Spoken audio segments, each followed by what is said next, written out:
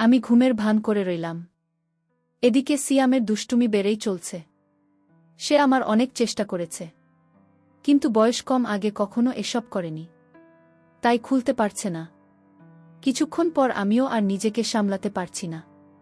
কি করব, তার চোখে চোখ রেখে সব কিছু করে যাব, নাকি ঘুমের ভান করে সব শেষ করে দেব? কিছুক্ষণের মধ্যেই আমার হয়ে গেল এবার আর সিয়ামকে ধাক্কা মারা ছাড়া কোনো উপায় নেই। সিয়াম তো নতুন কিছু বোঝে না, তাই ওর কানে কানে ফিসফিস করে বললাম, 2 মিনিট বিশ্রাম নাও আর আমাকে ধরো, আমার হয়ে গেছে। এরপর সিয়াম আমাকে যা করল সেটা শুনলে আমি শতভাগ গ্যারান্টি দিয়ে বলতে পারি তোমাদের দাঁড়িয়ে যাবে। তাই ভিডিওটা শুরু থেকে শেষ পর্যন্ত দেখার অনুরোধ রইল। আমার নাম তিশা, বয়স 21 বছর, বাবা মায়ের প্রথম সন্তান। আমরা 3 বোন, 1 ভাই আর আমি সবার বড়। আমার পরে ছোট ভাই, তারপরে বাকি 2 বোন। আমার বাবা একজন সফল ব্যবসায়ী, তাই আমরা সচ্ছল পরিবারের সন্তান চাওয়ার আগে সব পেয়েছি। 3 বছর হলো বিয়ে হয়েছে, কিন্তু একটা বাচ্চা হয়নি। এটাই শুধু অভাব। আমার স্বামী, শ্বশুর, শাশুড়ি সবাই খুব ভালো। তবে দুঃখের কথা হলো, বিয়ের 3 মাস পরে ছুটি শেষ হয়ে যাওয়ায় স্বামী আবার সিঙ্গাপুরে চলে যায়। আর তারপরই শুরু হয় আমার এক নতুন জীবন। সব সময় মন খারাপ করে থাকতাম, কিছুতেই যেন সময় কাটত না। স্বামী দিনে-রাতে মিলে 21 বারের বেশি ফোন দিত না। সারাক্ষণ অস্থিরতা আর হতাশায় থাকতাম। হঠাৎ একদিন মোবাইলে ইউটিউবে ভিডিও দেখতে দেখতে চ্যানেলটি পাই। চ্যানেলে অনেক মজার মজার গল্প। মায়ের সাথে ছেলে, ছেলের সাথে মা, মামির সাথে ভাগ্নে, ভাগ্নির সাথে আমি, এরকম অনেক মজার মজার গল্প। প্রথম 2টা গল্প শুনে নিজেকেও ভদ্র লাগলেও পরে খুব মজা পাইলাম। তারপর ধীরে ধীরে চ্যানেলের নিয়মিত দর্শক হয়ে গেল।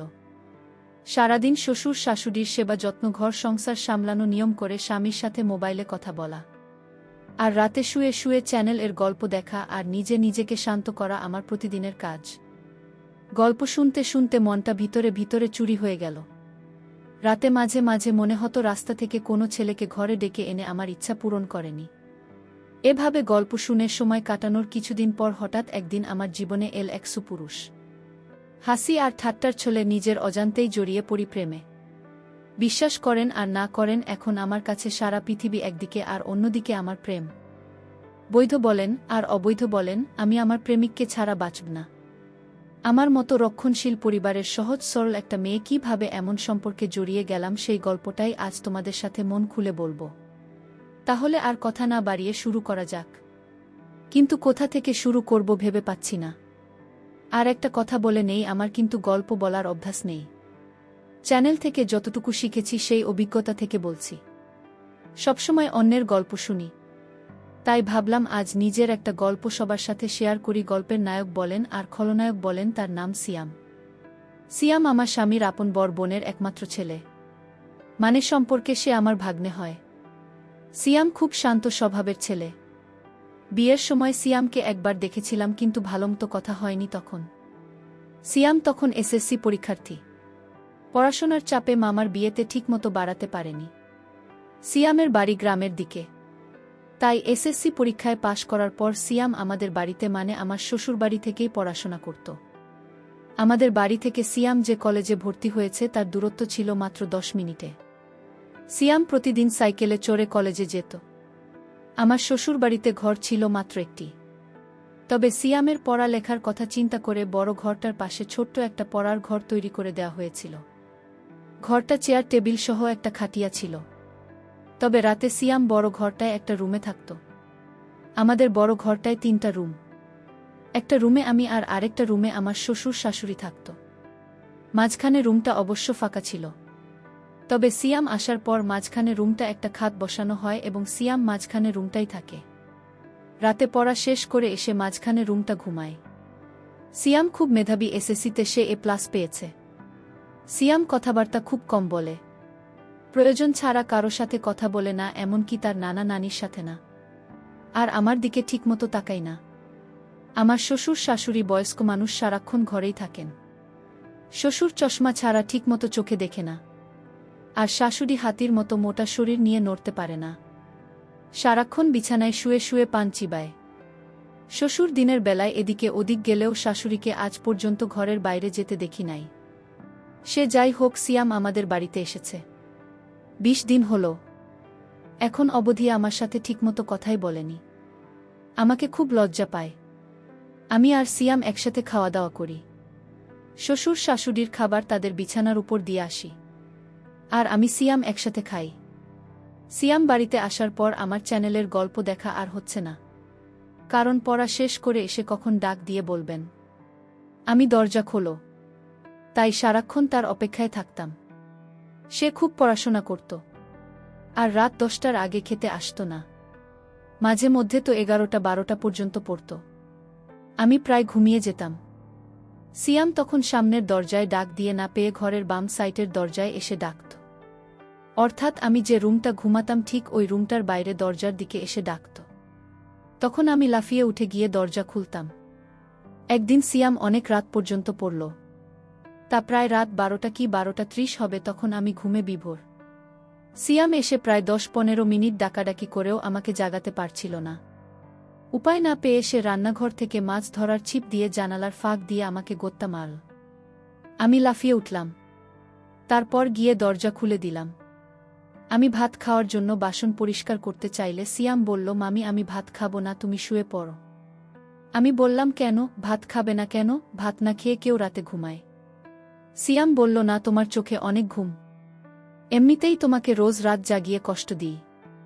আজ অনেক রাত হয়েছে। এবার তুমি শুয়ে পড়ো, আমি সকালে উঠে খাব। আমি বললাম, আমার কোনো সমস্যা নেই। তোমার যতক্ষণ মন চায় পরে এসো। মাঝে মধ্যে চোখটা একটু লেগে যায় আর কি। তখন সিয়াম বলল, আমার জন্য তুমি শুধু শুধু জেগে থাকবে কেন? কাল থেকে আমি পড়ার ঘরটা ঘুমাব। আর নানা নানিকে যখন খাবার দাও তখন আমাকেও ডাক দিয়ে ওই সময়ে তুমি আমিও খেয়ে নেব। আমি বললাম, সন্ধ্যা রাতে খেয়ে নিলে রাত জেগে পড়তে পড়তে ক্ষুধা লাগবে যখন, তখন কি খাবে? আর তাছাড়া এত বড় ঘর থাকতে তুমি ঘরে ঘুমাবে কেন? আমি কি কখনো বলেছি তোমার জন্য আমার সমস্যা হচ্ছে? তুমি কি বাইরের কেউ? তুমি তো আমাদের নিজেদের মানুষ। তোমার জন্য এটুকু করতে পারবো না। সিয়াম বলল, ঠিক আছে। আমি অনেক রাত হয়েছে, এবার ঘুমাও। এ ব্যাপারে সকালে তোমার সাথে আলাপ করব। এটা বলেই সিয়াম সোজা তার বিছানায় গিয়ে শুয়ে পড়ল। আর আমিও আমার রুমে চলে আসলাম। তবে আর যাই হোক, আজ প্রথম সিয়াম আমার সাথে এত কথা বলেছে। কিন্তু একবারও আমার চোখের দিকে তাকায়নি। এখন সকাল 8টা। সিয়াম এখনো ঘুম থেকে ওঠেনি। কাল অনেক রাতে ঘুমিয়েছে, তাই একটু বেশি ঘুমাচ্ছে। এমনিতে প্রতিদিন সকাল 6টার সময় ঘুম থেকে উঠে উঠোনে হাঁটাহাঁটি করে। সিয়ামকে কখনো সকালে পড়তে দেখিনি। সিয়ামকে ডাক দিতে হবে, কারণ 10টায় ক্লাস আছে। তাই সিয়ামকে ডাক দিলাম। সিয়াম, সিয়াম, ও তো 8টা বাজে, কলেজে যাবে না? সিয়াম বলল, 1টা বাজে। আচ্ছা। 1টা বাজে বলতেই লাফিয়ে উঠল। তারপর গোসল করতে গেল। মিনিট 10-এর মধ্যে গোসল শেষ করে নাস্তা খেয়ে সোজা কলেজে চলে গেল। এরপর ঠিক 2টার সময় কলেজের ক্লাস শেষ করে বাসায় ফিরল। মাঝে মধ্যে অবশ্য 12টা-1টার দিকে চলে আসে। পড়ার ঘরে বই খাতা রেখে গোসলখানায় হাত মুখ ধুতো করতে গেল। এদিকে আমি খাবার নিয়ে বসে আছি। সিয়াম ঘরে আসলো। তারপর আমার দুজনে একসাথে দুপুরের খাবার খেলাম। খাবার খাওয়ার সময় কোনো কথা হলো না। শুধু জিজ্ঞেস করেছিলাম কলেজে ঠিকমতো ক্লাস হয় কিনা। বাচ্চা ছেলের মতো মাথা নেড়ে শুধু বলেছি, হ্যাঁ, শুধু এটুকুই। খাবার খেয়ে সিয়াম তারপর আর ঘরে গিয়ে শুয়ে রইল। সিয়াম অবশ্য দিনের বেলা ওই ঘরে ঘুমায়। সন্ধ্যা হয়ে গেল। সিয়াম ঘুম থেকে উঠছে না। আমি পড়ার ঘরটা গিয়ে সিয়ামকে ডাক দিলাম। আমার ডাক শুনে ঘুম থেকে উঠে বিছানায় বসল। আমার দিকে তাকিয়ে বলল, কি হয়েছে, ডাকছো কেন মামি? আমি বললাম, না, কিছু না। সন্ধ্যা হয়ে গেল, তুমি এখনো ঘুমাচ্ছ, পড়তে বসবে না? সিয়াম বলল, সন্ধ্যা হয়ে গেছে নাকি, দেখি কয়টা বাজে। সিয়াম পড়ার টেবিলে রাখা তার হাত ঘড়িটা টাইম দেখে গোসলখানায় হাত মুখ ধুতো করার জন্য চলে গেল। আমি তারপর আর ঘরে বসে রইলাম। হাত মুখ ধুতো করে সিয়াম পড়ার ঘরে আসলো। আমার দিকে তাকিয়ে বলল, তুমি এখনো এখানে কি করো? রান্নার কাজ শেষ? আমি বললাম, সেই কখন শেষ করেছি। কেন, ক্ষুধা লাগছে নাকি? সিয়াম বলল, আরে না, কি যে বলো, এই সন্ধ্যার সময় ক্ষুধা লাগে নাকি? তবে চা হলে ভালো হতো। আমি বললাম, চা পাতা মনে হয় ঘরে নেই। কাল থেকে তোমাকে চা করে দেব। ঠিক আছে। সিয়াম বলল, ঠিক আছে, এখন যাও, আমি পড়তে বসব। আমি বললাম, আচ্ছা বাবা, তুমি মনোযোগ দিয়ে পড়ো। আমি গেলাম। আমি আমাদের বড় ঘরটায় চলে আসলাম। ঘণ্টা দুয়েক পরে শ্বশুর শাশুড়িকে রাতের খাবার দিলাম। শ্বশুর শাশুড়ি খাচ্ছে, আমি পাশেই বসে আছি। হঠাৎ শ্বশুর বলল, বৌমা, সিয়াম ঠিকমতো পড়ালেখা করে তো? তুমি একটু খেয়াল রেখো। আমি বললাম, বাবা, আপনি কোনো চিন্তা করবেন না। সিয়াম খুব ভালো ছেলে, তাকে পড়ার জন্য বলতে হয় না। সে নিজেই নিজের পড়া শেষ করে নেয়। শ্বশুর বলল, তা জানি, কিন্তু তারপরেও আমাদের দায়িত্ব আছে না? আমি বললাম, সিয়ামকে নিয়ে আপনাদের কোনো চিন্তা করতে হবে না। আমি সারাক্ষণই তার সাথে সাথে আছি। আর বাবা, কাল সকালে সিয়ামের জন্য দোকান থেকে চা পাতা নিয়ে আসবেন। সিয়াম আজ সন্ধ্যার সময় চা চেয়েছিল। আমি বলছি, কাল থেকে দেব। শাশুড়ি বলল, সিয়ামের বাড়িতে সবাই চা খাওয়ার অভ্যাস। আমি একবার তোমাকে বলবো বলবো বলেও ভুলে গেছি। তোমার শ্বশুরের আনার দরকার নেই। বাজার সদাই যা লাগে এখন থেকে সিয়ামকে দিয়ে নিয়ে আসবে। সিয়ামকে সকালে আমি বলে দেব। আর বোমা, সকালে নাস্তা করার সময় আমাকে মনে করিয়ে দিও, আমি সিয়ামের সাথে কথা বলবো। আমি বললাম, ঠিক আছে মা। আমি তাদের খাওয়া শেষ হওয়া পর্যন্ত বসে রইলাম। খাওয়া শেষে বাসনপত্র গুছিয়ে আমার রুমে গিয়ে মোবাইলে বাড়িতে মায়ের সাথে কথা বললাম। কথা বলতে বলতে রাত প্রায় 10টা গেল। এবার দেখি সিয়াম কি করছে। আমি দরজা খুলে সিয়ামের পড়ার ঘরের কাছে গেলাম। ঘরের কাছে যেতেই সিয়ামের পড়ার শব্দ পেলাম। পড়ার শব্দ পেয়ে আমি আর ঘরে ঢুকলাম না, কারণ সিয়াম রাগ করতে পারে। তাই বর ঘরে চলে আসলাম। রাত প্রায় 11টার উপরে, কিন্তু সিয়াম এখনো ঘরে আসছে না। আমি একা একা জেগে আছি। পড়ার ঘরে যাব সেটাও সাহস পাচ্ছি না, কারণ আমি রাতের বেলা অন্ধকারে ভয় পাই। তাই বাইরে না গিয়ে সামনের জানালা খুলে বসে রইলাম। অপেক্ষার পর অপেক্ষা, কিন্তু সিয়াম ঘরে আসছে না। পড়ার ঘরে না হয় ঘুমাবে, কিন্তু খেতে আসবে তো? আমার কিছু ভাল লাগছে না। কি করব ভেবে পাচ্ছি না। শ্বশুরকে থাকব নাকি থাকব না তাও বুঝতে পারছি না। এভাবে অপেক্ষা করতে করতে রাত প্রায় 12টা 30 বেজে গেল। এরপর আমি অপেক্ষা করতে করতে কখন যেন ঘুমিয়ে গেলাম। সকালে ঘুম থেকে উঠে শাশুড়িকে আমি জিজ্ঞেস করলাম, মা, সিয়াম ঘরে আসে নাই? শাশুড়ি বলল, না কেন, কি হয়েছে বৌমা? আমি বললাম, না কিছু না মা, সিয়াম কাল রাতে বড় ঘরে আসে নাই, পড়ার ঘরে ঘুমিয়েছে। আমি অনেক রাত পর্যন্ত অপেক্ষা করে কখন যে ঘুমিয়ে পড়েছি নিজেও জানি না। শাশুড়ি বলল, কি বলব মা, সিয়াম পড়ার ঘরে ঘুমাবে কেন? এই ঘরে কি তার সমস্যা হয়? আমি বললাম, কি জানি মা, আমি তো সারাক্ষণই তার খেয়াল রাখি। আমার মনে হয় সিয়াম আমাকে লজ্জা পায়। আচ্ছা, আমাকে লজ্জা পাওয়ার কি আছে? আমি তোমার মতোই, তাই না? শাশুড়ি আমাকে বলল, সিয়ামকে ডাকো। সে তোমাকে লজ্জা পাবে কেন? তুমি তো তাকে অনেক খাতির যত্ন করছো, সেটা তো আমি নিজেই দেখছি। তাহলে সে এমন করবে কেন? এটা তো ঠিক না। সেখানে লেখাপড়া করবে, যখন যা লাগবে তোমাকে বলবে, তুমি না দিলে আমাদের বলবে। আর তুমি তো আমার লক্ষ্মী বৌমা, কত সুন্দর করে সংসারের সব দায়িত্ব নিজের কাঁধে নিয়েছেন। কই সিয়াম, কই, ডাকো তাকে। আমি বললাম, ঠিক আছে মা, আপনি চিন্তা করবেন না, কয়দিন গেলে এমনিতেই লজ্জা চলে যাবে। দেখি সিয়াম কি করছে, এখনো ঘুম থেকে কেন উঠছে না? আর তার উপরে বাজে কলেজের সময় হয়ে যাচ্ছে না। আমি শাশুড়ির সাথে কথা বলে সিয়ামের পড়ার ঘরে গেলাম। এখনো দরজা বন্ধ, তার মানে সিয়ামের ঘুম ভাঙেনি। আমি দরজায় টোকা মেরে সিয়াম সিয়াম বলে ডাকতে লাগলাম। সিয়ামের কোনো সাড়া শব্দ নেই। অনেকক্ষণ ধরে ডাকছি, কিন্তু তার কোনো হুঁশই নেই। ঘরটা আবার কোনো জানালা নেই যে তাকে জানালার পাশে গিয়ে ডাকি। পুরো ঘরটা একটাই দরজা। যাই হোক, এবার জোরে জোরে দরজায় থাপ্পড় মারতে থাকলাম। প্রায় 15-20 মিনিট ডাকাডাকির পর সিয়াম দরজা খুলেই আবার বিছানায় গিয়ে শুয়ে পড়ল। আমি বুঝতে পারলাম না ঘুমে কাতর আছে নাকি অসুস্থ হয়ে পড়ল। আমি ঘরে ঢুকে তার মাথায় হাত দিলাম। হাত দিতেই দেখি শরীরে প্রচণ্ড জ্বর, শরীরটা যে পুড়ে যাচ্ছে। আমি ভয় পেয়ে গেলাম। দৌড়ে বড় ঘরে এসে শাশুড়িকে বললাম। শাশুড়ি তো আবার সুন্দরবনের হাতি, চলাফেরা করতে পারে না। তাই আমাকে বলল, বৌমা, সিয়ামের শরীরটা ভিজা কাপড় দিয়ে মুছে দাও, আর কপালে জলপট্টি দাও। আমি শাশুড়ির কথামতো বালতিতে পানি নিয়ে সিয়ামের শরীর থেকে কাঁথা সরিয়ে তার টি শার্ট খুলে সারা শরীর ভেজা কাপড় দিয়ে মুছে দিলাম। তারপর কপালে জলপট্টি দিলাম। প্রায় ঘণ্টা খানেক তার পাশে বসে রইলাম। এরপর আস্তে আস্তে সিয়াম চোখ খুলতে লাগল। আমি তাকে ধরে উঠে বসলাম। বসানোর পর সিয়াম আমাকে বলল, মামি রাতে যখন জ্বর অনুভব করি তখন সাথে সাথে গিয়ে তোমাকে ডাক দিয়েছিলাম, কিন্তু তুমি গিয়েছিলে, তাই তোমাকে আর বেশি ডাকাডাকি করেনি। আমি বললাম, এটা কোনো কথা হলো সিয়াম? তুমি অসুস্থ একা একা এ ঘরে কেন ঘুমালে? আমার জানালায় জোরে থাপ্পড় মারতে, নয়তো বাম দিকের দরজাটা জোরে একটা লাথি মারতে। এভাবে একা একা কষ্ট করার কোনো মানে হয়? এভাবে 10 মিনিট কথা বলার পর সিয়াম উঠে দাঁড়াল। তারপর খাট থেকে নেমে সোজা গোসলখানায় গেল। গোসলখানা থেকে হাত মুখ ধুতো করে বড় ঘরে গেল।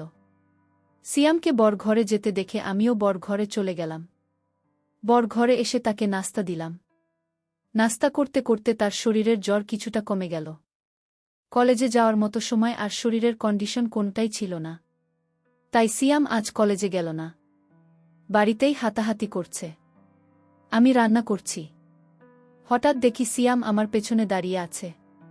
আমি বললাম, কি ব্যাপার, রান্না শিখবে নাকি? সিয়াম বলল, না, ভাবছি তুমি সারাদিন একা একা কত কাজ করো, সবার খেয়াল রাখো, সত্যিই তুমি অনেক ভালো। কেন যে তোমার সাথে এতদিন কথা বলিনি? আমি আসলে তোমাকে লজ্জা পেতাম, তাই তোমার সামনে কম আসতাম, কম কথা বলতাম। তাছাড়া আমি মেয়েদের কাছ থেকে একটু দূরেই থাকি। আমি বললাম, কেন? মেয়েদের কাছ থেকে দূরে কেন? মেয়েরা কি বাঘ না ভাল্লুক? সিয়াম বলল, আরে না, তুমিও দেখছি কলেজের মেয়েদের মতো কথা বলো। আমি বললাম, কলেজে আবার মেয়ে বন্ধু নাই তো? সিয়াম বলল, আরে না, আমাদের ক্লাসের একটা মেয়ে আছে, অর্থাৎ গায়ে পড়ে কথা বলে। আমি বললাম, তাই নাকি? আমি এটার নাম কি? সিয়াম বলল, বিশ্বাস করো, আমি ওর নামও জানি না, আর জানার ইচ্ছাও নাই। তাকে দেখলেই আমার প্রচণ্ড রাগ হয়। গায়ে পড়ে কথা বলা মেয়েদের আমি একদম পছন্দ করি না। আমি বললাম, তাহলে তো তুমি আমাকে পছন্দ করো না, কারণ আমিও তোমার গায়ে পড়ে কথা বলি। সিয়াম বলল, তুমি কি বাহিরের মানুষ নাকি? তুমি তো আমার সাথে যখন খুশি কথা বলতে পারো। বলতে গেলে তোমার সাথে কথা না বলে আমি অপরাধ করেছি। তোমার জায়গায় অন্য কেউ হলে এতটা খেয়াল রাখত না। তুমি সত্যিই খুব ভালো। আমি বললাম, হয়েছে, আর হাওয়া দিতে হবে না। এবার যাও, আমার মোবাইলটা দিয়ে তোমার মাকে একটা ফোন দাও, তোমার অসুখের খবর জেনে গেছে। সিয়াম বলল, মাকে আবার জানালে কেন? আমি বলিনি, তোমার নানি বলেছে। নানি? এই নানিকে নিয়ে আর পারলাম না, সব কিছুতেই বাড়াবাড়ি করে। সিয়াম আমার রুমে চলে গেল। আমি রান্না শেষ করে গোসলখানায় গেলাম। গোসল শেষ করে শ্বশুর শাশুড়িকে দুপুরের খাবার দিয়ে আমি আর সিয়াম একসাথে খাবার খেলাম। দুপুরের খাবার শেষ করে সিয়াম পড়ার ঘরে চলে গেল। আমি বাসনপত্র গুছিয়ে দেখি সে বড় ঘরে নেই। আমি সিয়ামের পড়ার ঘরে গিয়ে সিয়ামকে ডাক দিয়ে বললাম, এই ঘরে ঘুমানো দরকার নেই, বড় ঘরে আসো, আবার শরীর খারাপ করলে উঠে দাঁড়াতে পারবে না। সিয়াম তখন আমার কথার অমান্য করল না। আমার পেছন পেছন বড় ঘরে এসে মাঝখানে রুমটার খাটে বসে রইল। আমি তাকে বললাম, সিয়াম, মাঝে রুমে ঘুমাতে অসুবিধা হলে তুমি আমার রুমে গিয়ে ঘুমাও। আমি দুপুরে বেশি ঘুমাই না, তুমি যাও আমার রুমে গিয়ে ঘুমাও। আসলে মাঝে রুমটা একটু খোলামেলা তো, তাই সিয়াম এখানে ঘুমাতে স্বাচ্ছন্দ্য বোধ করে না। তারপর সিয়াম আমার কথা মতো আমার রুমটা গিয়ে শুয়ে পড়ল। এদিকে শাশুড়ি ডাকছে, পান খাবে, চুলের কোটা খুঁজে পাচ্ছে না। চুনের কোটা দিতেই শাশুড়ি জিজ্ঞেস করল, সিয়াম কোথায়? আমি বললাম, মা, সিয়াম আমার রুমে ঘুমাচ্ছে, পড়ার ঘরে গিয়ে শুয়েছিল, আমি নিয়ে এসেছি বলা তো যায় না। আবার কখন শরীরটা খারাপ করে বসে, আর মাঝে রুমটায় সিয়াম ঘুমাতে পছন্দ করে না, এজন্য আমি বলেছি আমার রুমে গিয়ে ঘুমাতে। শাশুড়ি বলল, ভালোই করেছ, মাঝে রুমটা আসলে থাকার উপযুক্ত না। দেখো, সিয়ামকে বল এখন থেকে তোমার সাথে ঘুমাতে, রাতে পড়া শেষ করে তোমার সাথে ঘুমাবে। তুমি তো আর তাকে কম আদর যত্ন করছো না, তোমার কথা না শুনে পারবে না। আমি বললাম, মনে হয় না আমার সাথে ঘুমাবে, তবে আজ আমার সাথে অনেক কথা বলেছে, এতদিন তো লজ্জায় কথাই বলেনি, আজ মামির সাথে খুব কথা বলেছে। শাশুড়ি বলল, বলেছিলাম না, কয়েকদিন গেলে ঠিক হয়ে যাবে। আর তুমি যে খাতির যত্ন করছো ওর মা চেয়ে কম না। আমি বললাম, কি বলেন মা, সিয়াম তো আমাদের ছেলের মতোই। তাছাড়া সিয়ামের মামা সিয়ামকে অনেক ভালোবাসে। প্রতিদিনই ফোনে সিয়ামের খোঁজ খবর নেয়। সিয়ামকে কি আমি যত্ন না করে পারি? শাশুড়ি বলল, না রে মা, তোর মতো বড় পাওয়া ভাগ্যের ব্যাপার। এই বলে শাশুড়ি প্রায় কেঁদিল। আমি চলে আসলাম আমার রুমে। এসে দেখি সিয়াম ঘুমায়নি, মোবাইলে গেমস খেলতে আছে। আমি বললাম, গেমস খেলার দরকার নেই, রাতে জ্বরের জন্য ভালো মতো ঘুমাতে পারোনি, এখন একটু ঘুমাও। সিয়াম বলল, তুমি কি করবে? তুমি ঘুমাবে না? আমি বললাম, না, আমি ঘুমাব না। আর ঘুমালেও সমস্যা নেই, খাদ্য আর ছোট না, তোমার পেছনে শুয়ে পড়ব। সিয়াম বলল, কি বলো? আমি কারো সাথে ঘুমাই না, আমি একা একা ঘুমাতে পছন্দ করি। তাছাড়া আমার ঘুমের স্টাইল ভালো না, ঘুমের মধ্যে হাত পা কখন কোথায় যায় নিজেও জানি না। আমি হেসে বললাম, হাত পা আর কোথায় যাবে? এই রুম ছেড়ে তো আর যাবে না। সিয়াম বলল, তুমি তো দারুণ কথা জানো, হাসতে হাসতে, তুমি খুব মজার মানুষ, তোমার মনটা অনেক ভালো। আমি বললাম, এত ভালো ভালো বলা লাগবে না, এবার ঘুমানোর চেষ্টা করো। তোমার অমত থাকলে আমি মাঝে রুমে গিয়ে ঘুমাই। সিয়াম বলল, নানা, সমস্যা নেই, আমার চোখে এত ঘুম নেই এখন। তুমি সারাক্ষণ কাজকর্ম করো, তোমার এখন একটু বিশ্রাম দরকার। তুমি ঘুমাও, আমি সাইলেন্ট মোডে তোমার মোবাইলটা একটু গেম খেলি। আমি বললাম, আচ্ছা তুমি গেমস খেল, আমি ঘণ্টাখানেক ঘুমাই। এই বলে আমি ঘুমিয়ে পড়লাম। ঘুম থেকে উঠে দেখি সিয়াম নেই। ঘরের বাহিরে গিয়ে দেখি উঠোনে হাত আছে। সন্ধ্যা ঘনিয়ে আসছে। এর মধ্যে আমি রান্নাঘরে গিয়ে সিয়াম এর জন্য নুডলস বানালাম। সিয়াম নুডলস দেখে খুব খুশি। তারপর নুডলস খেয়ে পড়ার ঘরে গিয়ে পড়তে বসল। ঘণ্টাখানেক পড়ার পর আমি গিয়ে তাকে নিয়ে আসলাম। বললাম, আজ আর এত পড়ার দরকার নেই, শরীর ভাল হলে কাল থেকে আবার পড়া শুরু করবে। সিয়াম আমার সাথে বর ঘরে চলে আসলো। রাতের খাবার খেয়ে ওঠার আগেই শাশুড়ি সিয়ামকে ডাকল। সিয়াম, সিয়াম, আসছি নানি। কি হয়েছে, ডাকছ কেন? সিয়ামের নানি বলল, ওই ছোট্ট ঘরটা বানিয়েছি তোর পড়ার জন্য, থাকার জন্য না। মাঝে রুমটা ঘুমাতে না পারলে তোর মামির সাথে ঘুমায়। তোর মা আমি কি তোকে কম আদর করে? মুরব্বিদের কথা শুনতে হয়, শুধু লেখাপড়া করলেই হয় না, আদব কায়দা শিখতে হয়। সিয়াম বলল, ঠিক আছে, তুমি ঘুমাও, আমি মামির সাথে ঘুমাব। শাশুড়ির সাথে কথা বলে সিয়াম যখন মাঝে রুমের ঘাটে বসল, ঠিক তখনই হঠাৎ তার শরীরটা আবার আগুনের মতো গরম হতে লাগল। শরীরটা যে পুড়ে যাচ্ছে। সিয়াম মামি মামি বলে ডাকতে লাগল। আমি আমার রুমে ছিলাম, দৌড়ে গেলাম সিয়ামের কাছে। আমি বললাম, কি হয়েছে সিয়াম? সিয়াম বলল, মামি দেখো, আমার শরীরটা আবার গরম হয়ে যাচ্ছে, শরীরটা যেন কাঁপছে। আমি বললাম, ঠিক আছে বাবা, তুমি বসো, আমি তোমার শরীরটা ভিজা কাপড়ে মুছে দিচ্ছি। আমি শাশুড়িকে বললাম, মা, সিয়ামের আবার খুব জ্বর এসেছে, শরীরে আগুন ধরার অবস্থা। কি করব? শরীরটা মুছে দাও, আর দেখো তোমার সুরের ওষুধের কৌটায় প্যারাসিটামল ট্যাবলেট আছে, একটা খাইয়ে দিয়ে তোমার সাথে নিয়ে শুয়ে দাও, রাতে জ্বর না কমলে সকালে ডাক্তারের কাছে নিয়ে যায়। আমি শাশুড়ির কথামতো তাই করলাম। আমার রুমে নিয়ে খাটে শোয়া তার সারা শরীর ভেজা কাপড় দিয়ে মুছে দিলাম। সিয়াম জয়ের খুব কাছে দেখে আলমারি থেকে একটা কম্বল নামিয়ে দিলাম। আমি আর সিয়াম পাশাপাশি শুয়ে রইলাম। আমি সিয়ামের মাথায় হাত বোলাতে লাগলাম। জ্বরে সিয়ামের শরীর ভূমিকম্পের মতো কাঁপছে। তার কাঁপুনি দেখে আমি তাকে জড়িয়ে ধরলাম। তারপরও যেন কাঁপুনি থামছে না। অনেকক্ষণ পর কাঁপুনি একটু কমেছে। এবার তার চোখে একটু ঘুমও দেখা যাচ্ছে। এদিকে আমার চোখে ঘুম এসে গেছে। আমি সিয়ামের মাথায় হাত বোলাতে বোলাতে কখন জানি ঘুমিয়ে গেলাম। গভীর রাতে সিয়ামের জ্বর আবার বেড়ে যায়, কিন্তু আমি টের পাইনি। জ্বরের কাঁপুনিতে সিয়াম আমাকে জড়িয়ে ধরে। সিয়াম যখন আমাকে ধরেছিল, সম্ভবত আমার এলোমেলো ছিল। আমার স্পর্শে তার ইচ্ছার বিরুদ্ধে তার শক্ত হয়ে যায়। নিজেকে সামলাতে না পেরে অবশেষে আমার করতে থাকে। আমি প্রথম প্রথম কোনো কিছু টের পাইনি। সিয়াম যখন কিছুক্ষণ আমি টের পাইলাম, কিন্তু সিয়ামের জ্বর বুঝতে পেরে আমি আর কিছু বললাম না। জেগেও ঘুমানোর ভান করলাম। তবে একটা কথা সত্য, এতদিন আমি যাই করেছি বলেছি না কেন, আমি সিয়ামকে কখনো অন্য চোখে দেখিনি। সিয়াম আসার পর আমার রুটিন চেঞ্জ হয়ে গিয়েছিল। জানি না কেন, তবে সিয়ামকে নিয়ে আমার কোনো অন্য মানসিকতা ছিল না। তার প্রতি আমার যতটুকু দায়িত্ব কর্তব্য ছিল আমি তার সবটুকুই পালন করার চেষ্টা করেছি। প্রত্যেকটা মেয়েরই কিছু কষ্ট থাকে, তাই বলে সব জায়গায় সবার সাথে সবকিছু করে না ভাবেও না। যাই হোক, আমি ঘুমের ভান করে রইলাম। এদিকে সিয়ামের দুষ্টুমি বেড়েই চলছে। সে আমার অনেক চেষ্টা করেছে, কিন্তু বয়স কম, আগে কখনো এসব করেনি, তাই খুলতে পারছে না। কিছুক্ষণ পর আমিও আর নিজেকে সামলাতে পারছি না। কি করব?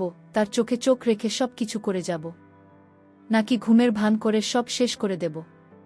কিছুক্ষণের মধ্যেই আমার হয়ে গেল এবার আর সিয়ামকে ধাক্কা মারা ছাড়া কোনো উপায় নেই। সিয়াম তো নতুন কিছু বোঝে না, তাই ওর কানে কানে ফিসফিস করে বললাম, 2 মিনিট বিশ্রাম নাও আর আমাকে ধরো, আমার হয়ে গেছে। এরপর সিয়াম আমাকে সকাল হতেই আমি নাস্তা তৈরি করতে চলে গেলাম রান্নাঘরে। নাস্তা করে প্রতিদিনকার মতো কাজকর্ম করতে লাগলাম। সিয়াম নাস্তা করে পড়ার ঘরে চলে গেল, কলেজে গেল না। গোসল করার সময় যখন হলো তখন পড়ার ঘর থেকেই জোরে জোরে মামি মামি বলে ডাকতে লাগল। আমি গিয়ে বললাম, কি হয়েছে? সিয়াম বলল, আসলে ঘরে একবার করে গিয়ে গোসল করি। আমি বললাম, শোনো সিয়াম, রাতের খাবার রাতে খেতে হয়, আর প্রয়োজনের বেশি কোনো কিছু ভালো না। দিনের বেলায় কখনো কল্পনাও করে না। যদি কখনো কারো চোখে পড়ে বা কোনো প্রকার সন্দেহ হয় তাহলে তোমার আমার দুজনের জীবনই নষ্ট হয়ে যাবে। আমি যা বলি তা অক্ষরে অক্ষরে পালন করব, তা না হলে জীবন নষ্ট হয়ে যাবে, সমাজে মুখ দেখাতে পারবে না। বুঝতে পারছ? সিয়াম মাথা নাড়িয়ে বলল, হ্যাঁ বলল। তারপর থেকে সিয়াম আর কোনো দিন দিনের বেলা জন্য বায়না ধরেনি, আর আমার কথার বাইরেও যায়নি। আর আমি তখন থেকে নিয়মিত পিল খেতে থাকলাম। এভাবেই চলছে মামি ভাগ্নে। গত 3 বছর ধরে আমরা করে যাচ্ছি। এর মধ্যে আমার স্বামীও একবার বাড়িতে এসে গেছে, কিন্তু কোনো প্রকার সমস্যা হয়নি। যদি সিয়াম আমার কথা মতো চলে তাহলে ভবিষ্যতেও কোনো সমস্যা হবে না। সারা জীবন আমাদের সম্পর্ক থাকবে।